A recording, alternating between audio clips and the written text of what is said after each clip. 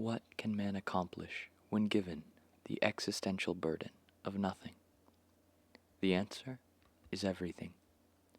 And that's exactly what Greg Mckinlay did. Over spring break, he formulated a presentation that went beyond the bounds of just clownhood, but how clowns have influenced society throughout all of history, and how they continue to impact our society today, creating new theories and ideas about these childlike wonders. And without any further ado, I give you Clowning, the Most Human Art, by Greg Mckinlay.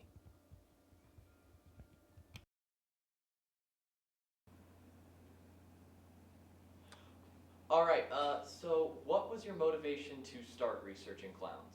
Well, as I talked about at the end of the presentation, my parents raised an artistic person, right? I love the humanities, I love the arts, all of it. And clowns have always worked as a sort of smaller part of that in the back of my mind, as they have been throughout all of history. And I would say just the idea that this small thing has such a huge history to it, and that I could know it, really drew me to them. All right, and what kept you going with your research? I know research like that can be tough. How'd you keep going? To be completely honest, I started the research project during the beginning of spring break. And I'm the type to get a little depressive over big breaks and such when I don't have anything to do, so I just opened a document and just started typing out what I think I might be interested to research, and eventually clowning won the bracket, and here we are. Fascinating. And how would you say clowning has altered your perspective on society? Well, it's definitely given me a larger appreciation for performance artists in general. I don't think I completely understood before undertaking the project what it meant to be an actor, to put on a facade and perform in the way that clowns do. And I think that that really just reshaped my understanding of it, and I have a much deeper appreciation of acting now. All right, thank you so much. Of course.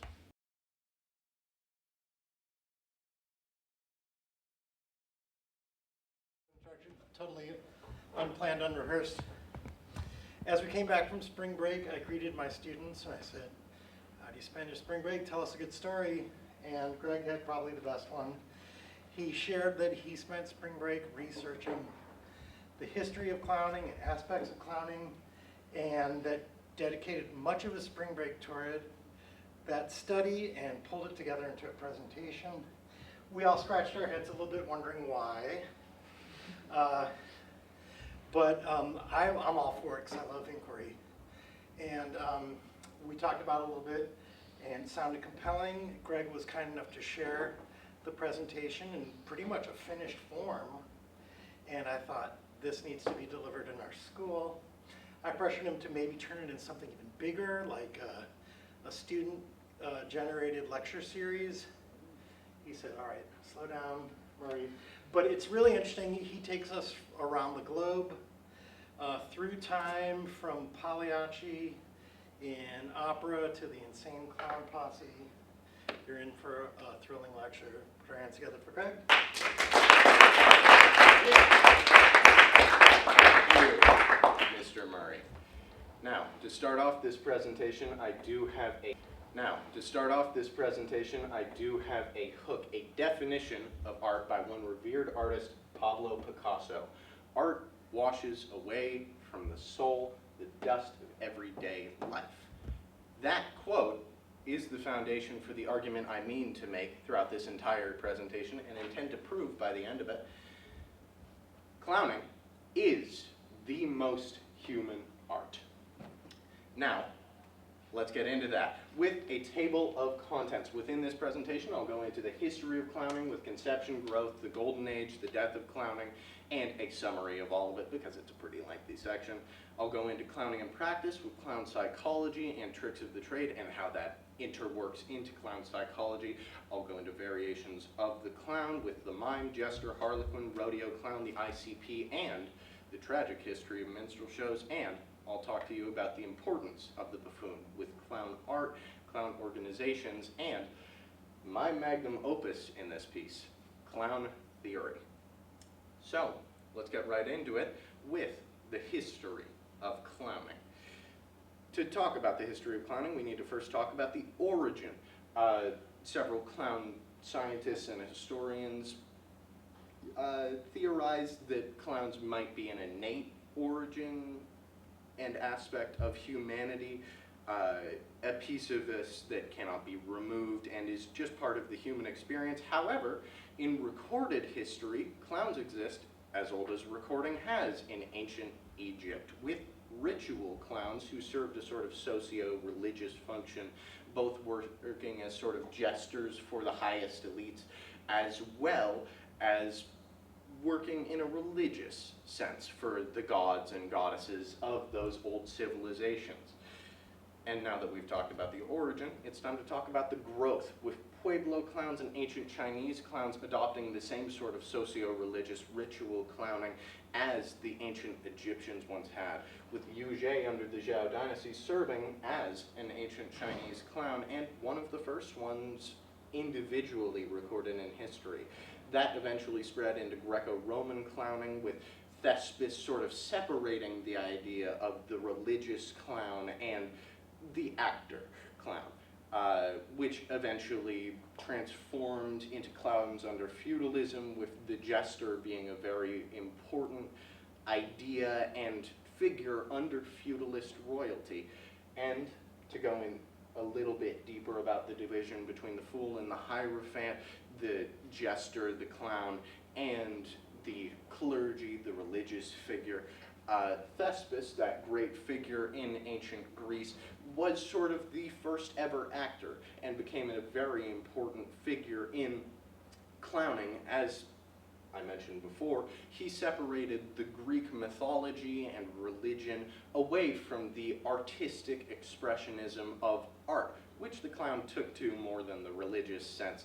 And that spread even further into the jester and the clergy, which both held immense power under feudalism. Now, it's time to talk about the golden age of clowning. In the 16th century, there was a grandiose explosion in art called La Commedia dell'arte. The actors in La Commedia dell'arte formed many different caricatures of characters that were invented for the shows, which traveled around wherever they might go and made money presenting to the people instead of the elites like the Greeks and the Romans and the ancient Egyptian clowns used to. The variety of clown under La Commedia dell'arte are typically the Zani class, as La Commedia dell'arte has 3 varieties of actors, with the Zani being the lowest class, usually servers or workers, often slaves, who are portrayed as buffoons, bumbling around, with their comedic bodily humor being put to show in La Commedia dell'arte shows. That leads us into modern clowning in the early 20th century with the pioneer of modern clowning, Joseph Grimaldi, who invented the things that you imagine when you think of a clown: the white face paint, the colorful outfits, the large obtuse wig, all of it, which then created the modern circus clown, which worked similarly to La Commedia dell'arte in roaming shows for the people meant to make money and have many sideshows perform. However, vaudeville shows, working at the same time, served more as a direct upgrade to La Commedia dell'arte, as they worked in opera houses to perform more professional, I guess, shows, with individual side shows coming on one after another, in a more similar way to La Commedia dell'arte, with a sort of storyline pushing forward throughout the shows. That leads us to globalization of clowning and the growth of it that popularized these circuses and vaudeville shows. That globalization often happened through the radio and silent film, advancements that were made in the early 20th century that became huge for clowns, with the works of several silent film creators and their slapstick comedy working to push forward the idea of the clown. However, I would argue one major factor pushed forward the clowns the most in this time period, and that would be commercialization, as the two greatest and most important clowns emerged in this time period, that being the famed biggest clown in history, Bozo the Clown, who worked as a sort of commercial figure to sell tons and tons of merchandise. Bozo the Clown was not your typical clown, as he was encapsulated by many separate actors who carried on his role due to the economic incentive and the show needing to go on after the main actor's death. And the second of these clowns, Ronald McDonald. Instead of Bozo being an actor under the mask, Ronald McDonald was a complete corporate entity created by the McDonald's Corporation to market their burgers. And that worked because of the clown's great iconography, all of the flashy colors, the makeup, the hair, as Joseph Grimaldi first invented. This commercialization skyrocketed the clown into the thing that it was about halfway through the 20th century, with many examples of this, such as Buster Keaton and Emmett Kelly in their silent films that pushed forward clowns, and Marceline Orbis in his tramp character clown, which I'll talk about later. However, with every rise must come a fall, and thus comes the death of clowning. Coulrophobia is defined as the fear of clowns. The first story containing coulrophobia that was widely popularized was from Edgar Allan Poe in his story Hop Frog, in which a court jester decides that he's had enough of his king and goes and stabs him in the back. This led into many characters being created that filled that role of the evil clown, such as the Joker from Batman Comics, and two schlocky films in the horror genre, Circus of Horrors and The Man Who Laughs, that were created throughout the 60s. These, and coulrophobia as a whole, eventually spiked entirely due to the tragic killings of John Wayne Gacy, who sexually assaulted and murdered several young boys in his career as a freelance birthday clown, which one author, Stephen King, saw as an opportunity to work off of the fear created by the killings of John Wayne Gacy in his new novel, It, in which Pennywise the Clown became the most monumental figure in making clowns this horrifying entity, instead of the performers, actors, the people who made kids have a good time and enjoy themselves. They now were the people under the kids' beds. And that became only worse as we enter the 21st century with the 2016 scary clown epidemic. You might remember on your TV seeing figures, people dressed up in scary clown outfits, brandishing knives, running at people. That being all news hysteria. Nobody was really injured in any of these. However, because of all of the fear-mongering surrounded it, because of course the news profits off of that, the clown became yet more the horrifying figure, which peaked very recently with the release of It, the movie,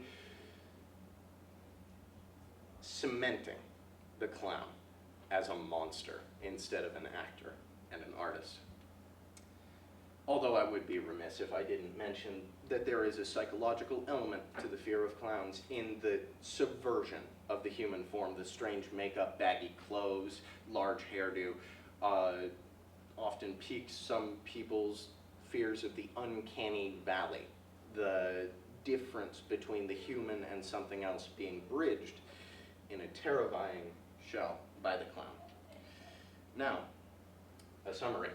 The history of clown begins with the ancient Egyptian ritual clowns forming a great socio-religious empire.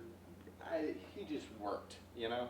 He worked for the emperors, he worked for whoever he could get his hands on, which led to the Greek development of theater as the clown became more for the people with time, less for the individual kings and elites, but more so for still the rich and ruling class, but, you know, more people in that, which led to La Commedia dell'arte as the clown became yet more widespread and the public acceptance of the clown grew yet further, which led to the modern clown, with Joseph Grimaldi pioneering the idea of the modern clown and commercialization becoming a massive factor in its growth along with the silent films, and eventually the clown dying out as an art form into the sad thing it is today with the tragic events of coulrophobia. Any questions about the history of clowning before I continue on? Be my guest. You might have said it, but what year was the first modern clown, Joseph Grimaldi?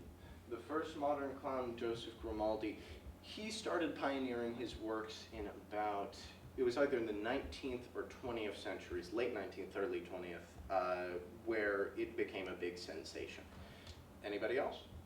Yes? You had mentioned clowns under feudalism having immense power. What did you mean by that? I will get into that in just a moment. When I get into variations in the clown and the jester, I will talk a lot about that, and jester's privilege in particular, yes. Another thing, you described the looks of modern clowns a lot, but what did clowns look like before that? Because they have such a strong image now.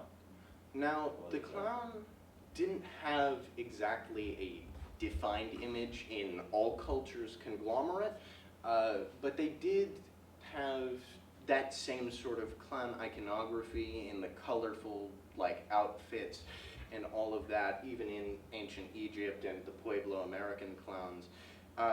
Although I think there was some similarity in the individual cultures. And yes, go ahead. Do you know like why the word clown came to be? Oh. Or like, do you know the history of the name behind it? Because it seems like an odd name to come up for. Now, I do not know the etymological origin of that. Whoever's watching this, please Google it for your own behalf. And with that, I guess it's time to move on into clowning in practice. The actual ins and outs of what a clown does and why. Now, clown psychology is the first thing we need to talk about before we talk about what a clown actually does for a deeper understanding of why they do it in the first place. And I could go on for tens of minutes more about why a clown is and why a clown does. However, I feel like it is summarized perfectly in this short film by the Atlanta Selects, Laugh, Clown, Laugh, which I will play now.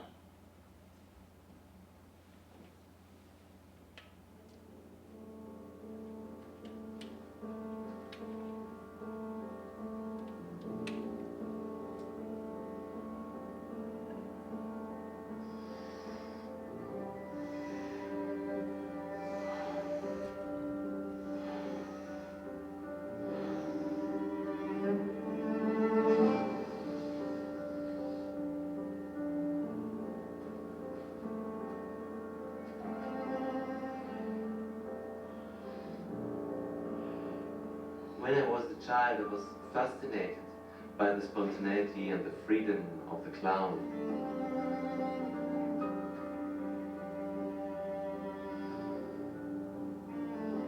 For me, the clown was a whole human being, in the sense of humility, of freedom, of dignity, and the playfulness, yes.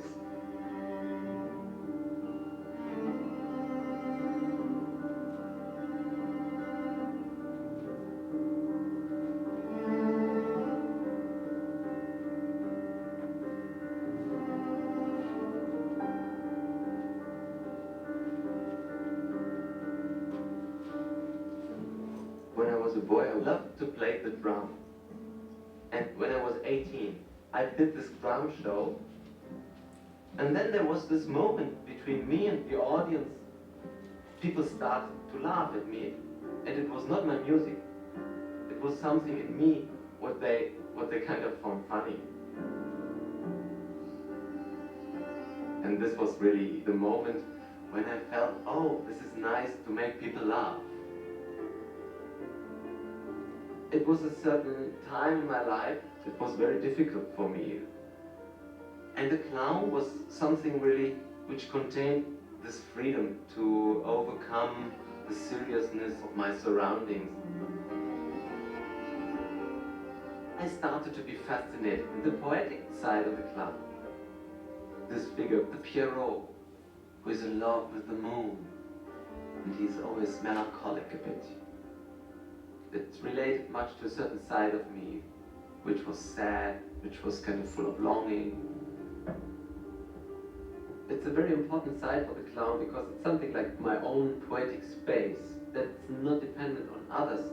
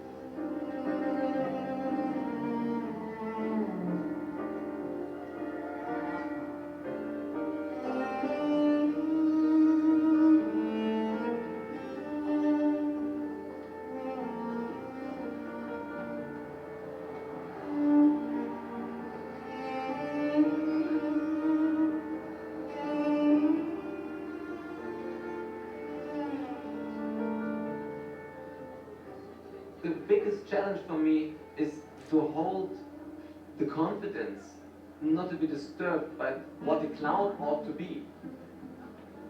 You need a certain costume, but it's not enough. You have to have a certain state of being, a certain state of innocence.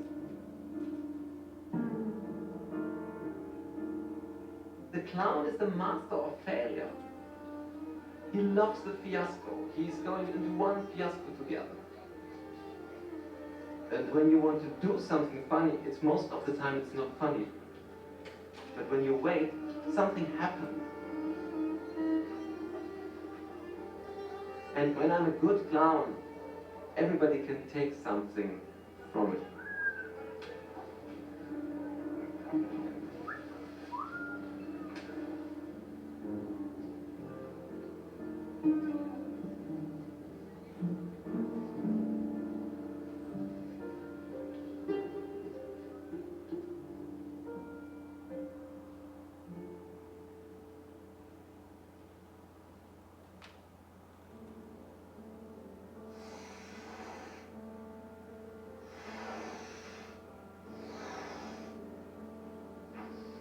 everything is important, but nothing is really very serious.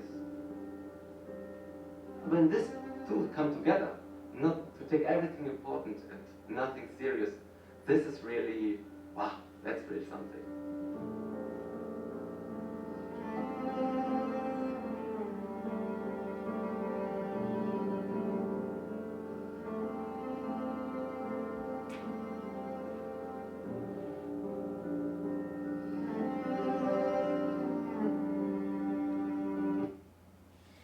Everything is important, but nothing is very serious. The point of a clown, the most important part of a clown, is the purity, the childlike innocence, the beauty of seeing the world as hilarity. And with that, it's time to get into tricks of the trade. What a clown does and why they do it. First of all, clown outfits, clown makeup, an analysis of it. Whiteface is the thing that you see most commonly on circus clowns and other clowns. It is the full white face paint that you might imagine. It is representative of the total childlike innocence, the absolutist purity of the clown in imagination and excitement about the world. However, there are other variations, such as a ghost clown makeup, which is what the guy was wearing. It's clown makeup that doesn't cover the entire face, mainly focuses around the eyes and the mouth with white face paint, to give the same idea of a sort of freedom from reality, but also give a sort of realism, a sort of understanding deeper than most people, deeper than most other clowns, not most people. And then comes the tramp clown, which sort of takes that same August clown makeup surrounding the eyes and the mouth, but tints it darker to show that the clown is down on his luck and struggling, and to show that you are supposed to laugh at him instead of with him. There are also character clowns, which have their own sort of distinct makeup, and those can consist of whatever clown the clown might imagine, such as doctor clowns, nurse clowns, policeman clowns, whatever other character. Now comes the time to talk about clothing, with the clown's significant clothing being unbecoming, too large usually, too colorful, strangely patterned, but again promotes that same sort of childlike wonder that I mentioned earlier, in the vibrant colors seeming more lifelike, more excited than most other pieces of clothing. That leads us to clown performance, with individuality being a very major part of clowns and clowning, in the fact that no two clown routines are alike. You very likely have never seen a clown like Filou lift a chair around himself and fail. However, I would designate three major categories of common clown activities. The first one being mistakes, when a clown messes up and you're supposed to laugh at them. That mainly focusing on just laughing at the clown. An example of that may be a clown walking away and slipping on a banana peel, or opening a door and having a bucket of water smash down onto their head. You laugh at them. The second category I would classify is tricks. The tricks of the clown being mainly against somebody else, making fun of somebody else. The August clown, the smarter ones, usually focus more so on these. An example might be a clown standing and another clown offers him a rose, only to squeeze the water little tankard, I don't know the word for it, behind him and spray water onto the other clown. You laugh because the other clown has been tricked.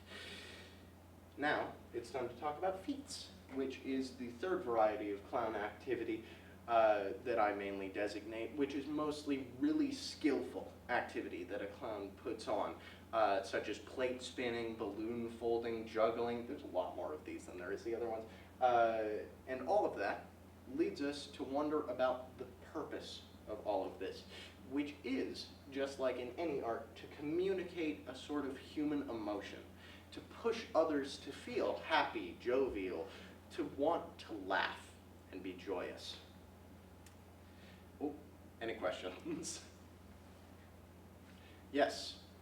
Would you define a mime as a clown? I'm getting right into that. That's a wonderful segue as I start to talk about variations of the clown. Other versions of the clown that aren't really the main one. The first and most popular one being the mime. The mime, with its roots in ancient Greece and Rome, originating the word pantomime from those Roman shows in which a clown would, instead of making noise when slipping over, use pantomime and movement without any sound. Those eventually escalated into mummer shows, which became popular in the Middle Ages in feudalist Europe, which eventually spiraled into that same La Commedia dell'arte, which I'll mention a lot in this section, with Pierrot, the character that was mentioned by Philo the clown in Laugh, Clown, Laugh, sort of a melancholic clown, lusting after his one true love, Colombina, another character in La Commedia dell'arte shows, which was eventually, I would argue, perfected in Paris, France, with the works of Marcel Marceau, the world's greatest and most popular mime, who, there's a photo of right there, put on his many, many works, became extremely popular, tickets selling out here and there, until he passed away very recently, only 2 years ago. Miming is, luckily enough, not nearly suffering as much under chorophobia as clowning is, and remains a continuing art form as it serves towards a more adult audience, focusing more on sadness and melancholy and happiness inside of that, instead of the sort of, not childish, but happy-go-lucky shows that the regular clown has that works towards a more child-friendly crowd, which are more easily scared by the depictions of killer clowns and scary monsters that they see. The second variety of clown, the jester, which I've mentioned beforehand and became incredibly popular in those Middle Ages under feudalism, under those kings and queens and rulers of that time. The first jesters were called balatrones under, hello, bye, lost my thought process, were called balatrones under Rome. It was Roman, yes. Balatrones under Roman handed out jests in exchange for money. And luckily, the kings and queens and emperors of the time took a liking to them and thus made court jesters, jesters employed by the king and queen, given a salary, a common fee, and given also their immense power, which you asked about earlier, jester's privilege, as the jester was essentially the only person who was allowed to joke at and make jabs at the king, the queen, or even God. That sadly leading to, with the downfall of feudalism, the death of jesters, as monarchy has failed us as a society and as a human race. The jester has gone with it. The trickster in the jester worked mainly against people in his time and mainly made jabs at people, which I mentioned earlier. However, another interesting fact, they mirrored royalty, as you can see in this image, the ornate baubles, the sort of metallic glint off of their things, inlaid with fine metals, rich materials, to make fun of the kings and queens in their very design, to parallel in their outfits.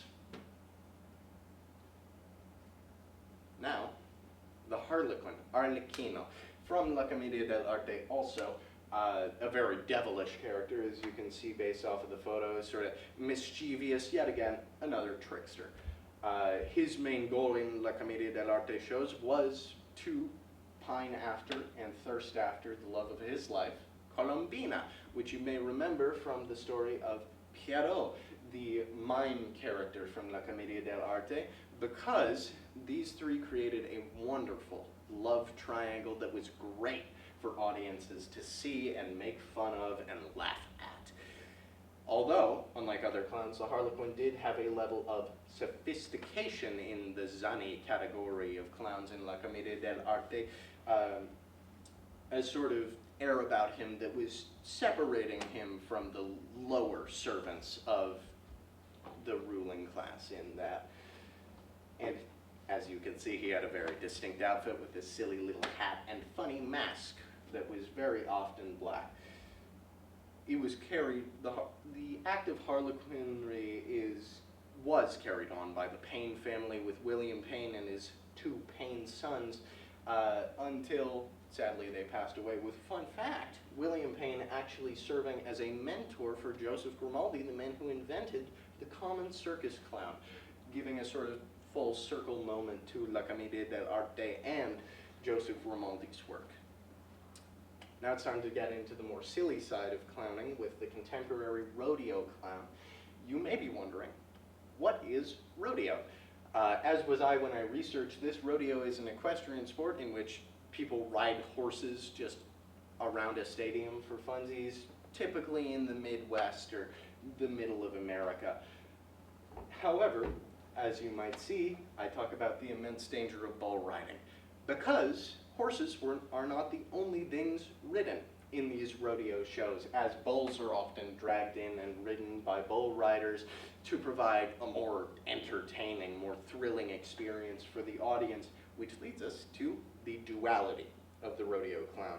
There are two sections to the rodeo clown. The first, and the one that takes most from the regular clown in, is its comedy aspect.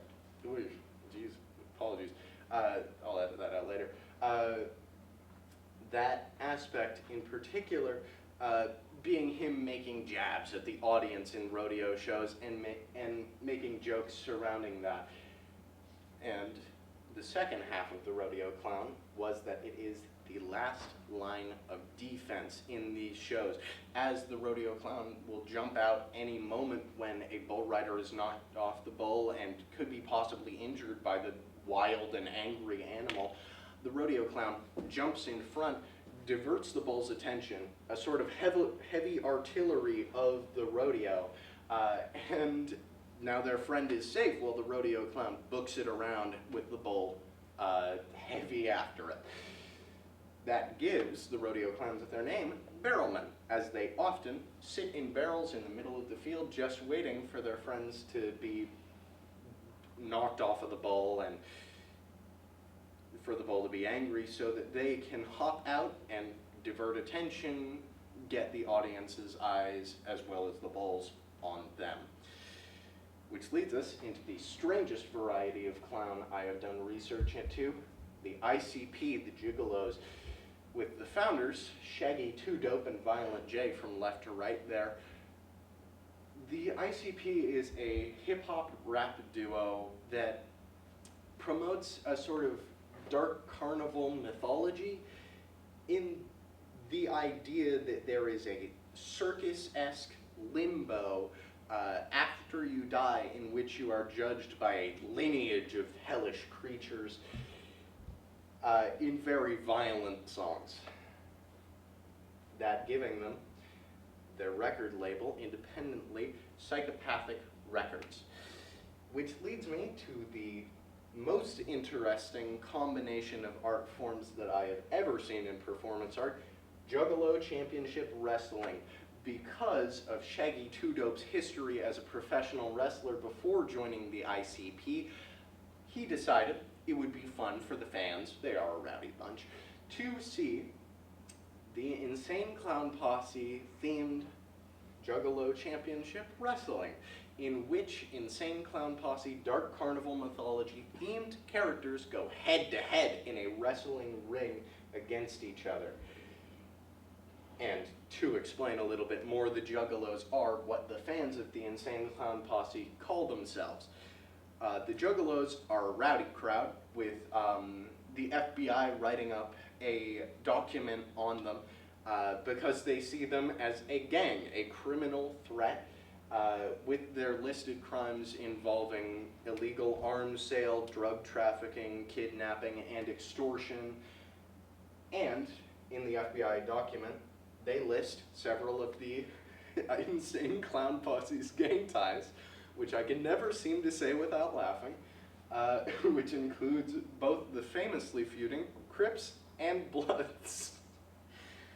And now, onto a darker note with the tragic and somber history of minstrel shows, which I would be remiss to not mention while talking about clowns, as they have a complex and important history, especially in the Americas, with the origins of blackface coming from America as the lower class people who were being extorted on the East Coast with industrialization and all that, eventually thought, I really need somebody to punch down on, and so they decided to start making fun of slaves, the black people who worked as indentured servants in the Americas at the time. The practice of minstrel shows was the actor donning blackface, often in the form of shoe polish, to make fun of black people in a terribly racist way, with many actors such as Jim Crow providing some deviant form of entertainment for the people who decided to go and watch. Now you may wonder, as you've likely heard the name before, why Jim Crow? Jim Crow was originally a blackface performer, with his name being later used in the Disney show Dumbo as the many characters who were made to make fun of black people in that were very literally crows, based off of the name Jim Crow, and also the Jim Crow laws that were later used to segregate blacks and whites apart from each other. Luckily enough, blackface eventually died down tremendously, although it still exists a little bit today, Justin Trudeau, with the social justice movements of the later 20th century. Although there is a very interesting history to blackface in reclamation. During the Harlem Renaissance, a group of black performers got together about halfway through the Harlem Renaissance and bought a theater and put on shows in which they donned blackface as black people. And although these shows were widely condemned by the NAACP for moving against the progression of the social justice movement and other things, they were widely critiqued to be far better than white blackface shows, as they commented not only on the flaws of black people from a black perspective, but also commented on the flaws of white people as enslavers of these black people. And now that we're on to that, or actually, first, any questions? Wow, many hands. Yes? So there are many different types of clowns that you described. Where would a comedian be a clown? Now, the common idea of a clown often encapsulates a sort of false persona. And I would say that many comedians fall into that, but a common clown also has this sort of element of slapstick, a sort of physical comedy that most comedians sort of lack, in the fact that they're just standing up on stage and saying things. I would say that the closest clown to a comedian would be a jester, in the fact that they both make jabs and pokes at their audience. Anyways, yes? So with all these variations of clowns, and maybe this is an issue that might be more prevalent today with coulrophobia, but how often in the past and the history of clowns would you say people incite violence towards clowns? People incite violence towards Especially clowns. regarding jesters in the court, Ooh. making crude jokes and remarks. I would say that on occasion, jester's privilege was taken a little bit too far by the jester, and they were either burned or hung or punished in some way by the king or ruler. But in the modern day, as those things have become illegal, I would say that clowns do not face nearly as much physical violence as they used to, and any threat to a clown is often dealt with by punitive system. And I saw a hand back there, yes. Yeah, so the ICP and the gang ties, do you think that was in any way influenced by chlorophobia? Oh, now that's a very interesting connection that I have not yet made. I would say that the ICP themselves were influenced to some degree by chorophobia due to their dark carnival mythology presenting a sort of scary clown reality. And in the hatred of them, I would say that that would definitely have been influenced by chorophobia. And I also forgot to mention in the ICP section, those criminal charges have been widely pushed down and hated on by the actual leaders of the ICP, Shaggy 2 Dope and Violent J, as their music is only performative and not actually supposed to incite violence. And now, it's time to talk about the importance of the buffoon. So, let's get into it with clown art. I've already talked a little bit about the usage of imagery of the clown, with it sort of giving a strange twist on humanity with a freedom and childlike innocence that is very interesting to artists and often draws artists to the clown. However, an extra little factor that draws artists to portray clowns in one way or another, especially in this image, the most famous example of it, is the sad clown paradox. As the clown, the person who is entertaining, not only the person who is with the makeup on, the white face and all that, who is performing, but the person who goes home afterwards and wipes it off is a very different person than the actual clown.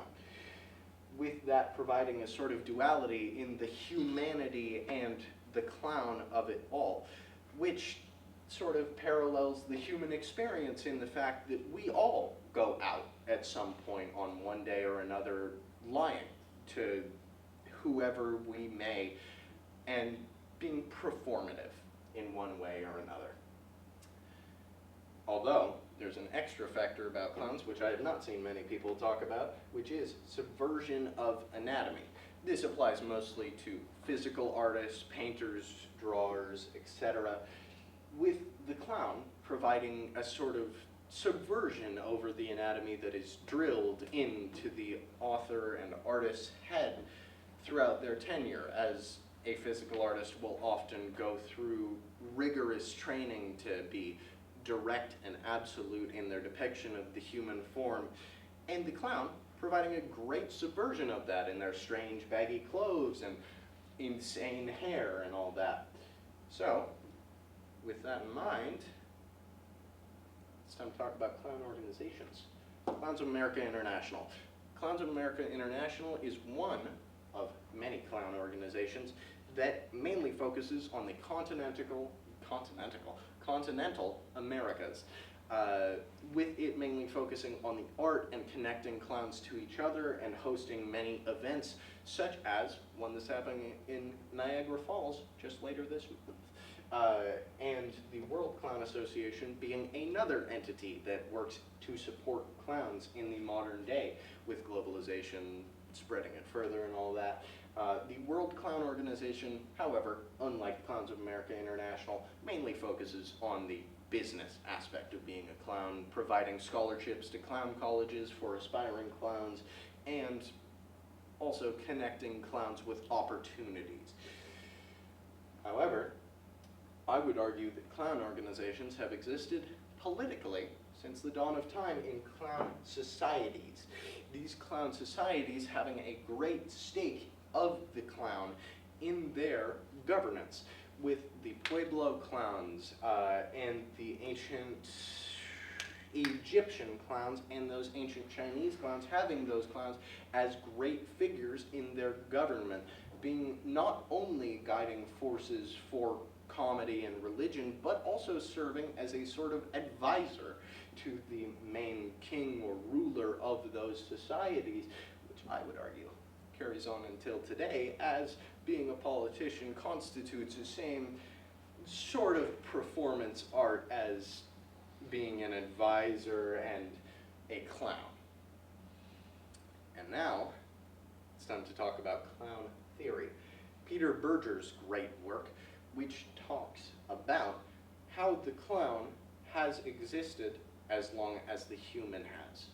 How the clown is so innate to the human form, in the fact that the history of clowns stretches as long as history has, in recorded history, at least. And in that existence of clowns for so long is not the ability of a clown so much more innate to humanity than any other art form, than physical media, or even music. You need instruments. You need writing. You need language to be able to publish a novel. And you need paints to be able to make a painting, but the clown, to be able to trip and fall on purpose and make your caveman buddy laugh as you hunt and gather for berries, is innate to humanity. And in that, is it not the most human art? That is where the presentation would have ended if I had not gone so deep into my research, so deep to further my understanding of the clown, that I had invented a new psychology in relation to clowns, which I would like to introduce to all of you today. Idyllic clown theory. This theory posits that if we are to hold the people who free other people from the struggles of life, the people who wash away the dust of every life in their art form, to the same level as the people who help others, like doctors and psychiatrists, is the clown not the most idyllic form of man? To be able to give the self up and create an entirely new persona, and to be able to make fun of that new persona alongside of the old self, so that others may be freed of the tyranny of everyday life, is the ability to do that not the greatest human feat? Thank you.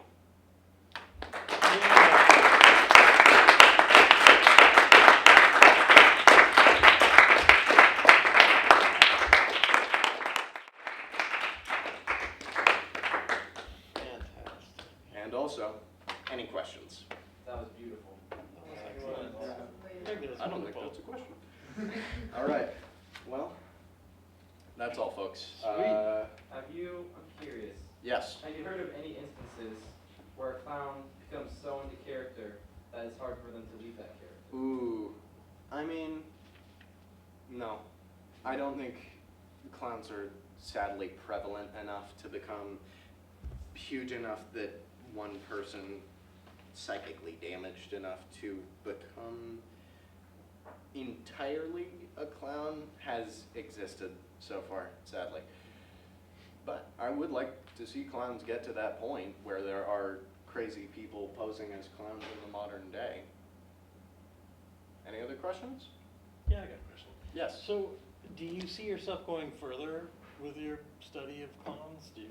Does it remain that sort of nagging thing in your back of your brain that you want to continue your research? I'm sure there's other places to go with it. My parents raised, above all else, an artist, a person who appreciates all art and the sort of human element behind it. And in that, I have the utmost of appreciation for every clown out there. But I'm not sure if this is becoming a clown, at least, is the way to go for me. But to find a deeper understanding of it, to read Peter Berger's actual work, to read the works of clown historians from the World Clown Organization and Clowns of America International, is absolutely something I intend to do in my future. Cool. All right. And two more questions. Yes? Do you believe that there's going to be a revival of clowns, or maybe in a different form, but do you think that it'll be revived? Because I remember you mentioning the death of clowns, so I was wondering if it would just be still dead, or if you think it would ever change. currently, very sadly, clowns exist as a dying art form. The amount of clowns and being a clown, at least commercially, is becoming less and less viable with time. And I think that I would absolutely love if clowns became as great as they were in the golden age of clowning with the early 20th century and late 19th, but currently I don't see it happening. Although I have theorized on ways that it could happen, with pro-clown media eventually taking over the chorophobia that is very prominent today. I think the best way for us to help clowns right now is to create a sort of mass appeal for them, to create art and put out ideas that sort of stoke the positivity instead of the idea of the scary clown. Any other questions? Yes. First off, I want to say your hand and like body motions throughout the entire presentation were like amazing. But also, how sustainable is being a clown or any form of clown in today's world, like as a job? Oh, like living off you mean economically? Yeah. Not very at all, unless you're affiliated with with one of the organizations I've talked about, and have put yourself entirely into it, like becoming a comedian or actor or any other sort of performance artist.